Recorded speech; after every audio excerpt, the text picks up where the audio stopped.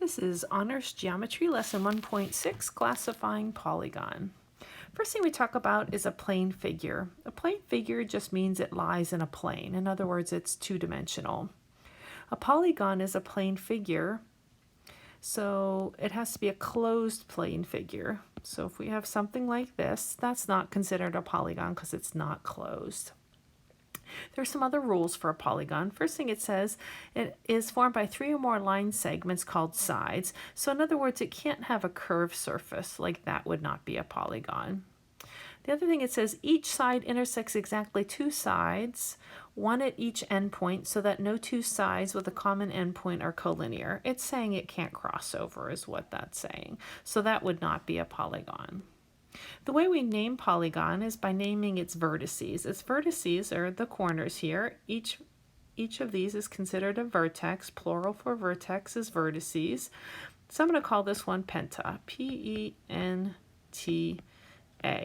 You just start at one point. It doesn't matter where you start, and you either go clockwise or counterclockwise. Doesn't matter.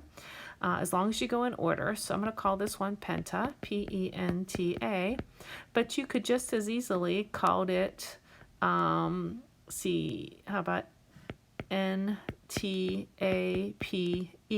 would also be an acceptable name. What you don't want to do is go back and forth. So say you had a quadrilateral, I'm going to call it quad, Q-U-A-D. A lot of people would be tempted to say Q-U-D-A. Make sure you go in a circle, either clockwise or counterclockwise. Let's talk about convex versus concave. It says a polygon is convex if no line containing a side of a polygon contains a point in the interior of the polygon. What they're saying is if you extend the sides and you fall inside, then that's called a concave polygon. And I just think it caves in. That's how I remember that one. You can also call that non-convex. If when you extend the sides, you never fall inside, we would call that one convex. So let's practice. It says, tell whether the figure is a polygon.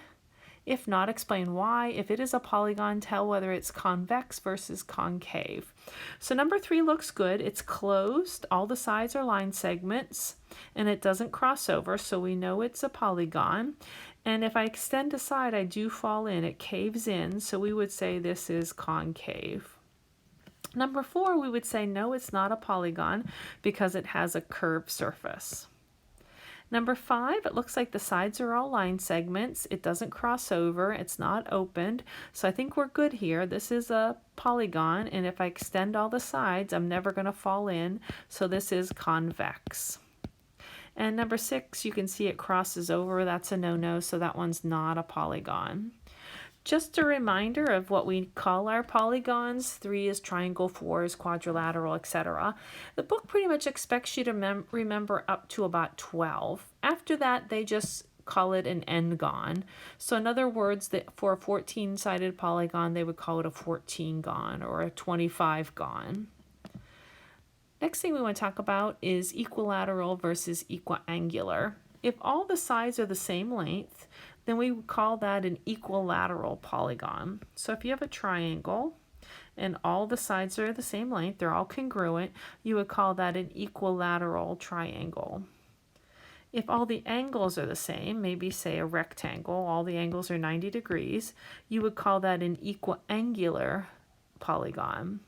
Now if it's both equilateral and equiangular, let's say a square, all 4 sides are congruent, all 4 angles are congruent, then we would call that a regular polygon. And let's practice that. It says classify the polygon by the number of sides. So the first one, number 8, looks like it has 8 sides, so we would call this an octagon. And then it says, tell whether the polygon is equilateral, equiangular, or regular. They're showing us that all the sides are congruent, so we know it's equilateral. They're trying to show us that all the angles are also congruent, so it's equiangular. So if it's both equilateral and equiangular, then we would call this a regular polygon, or octagon. Let's try, how about number 11? They're showing us that 2 sides are 5 and 1 side is 4, so it's not equilateral. We could see that two of the angles are same, but the third angle's not. So the only thing we could say about this is that it's a triangle.